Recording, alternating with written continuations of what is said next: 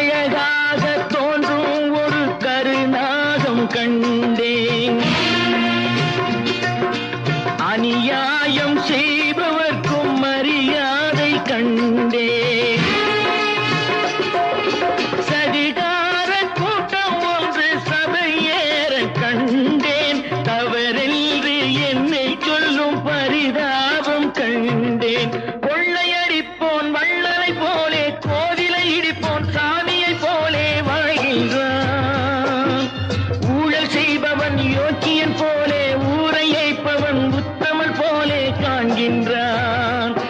நீங்கள் அத்தனை பேரும் உத்தமதானா சொல்லுங்கள். உங்கள் ஆசை நெஞ்சே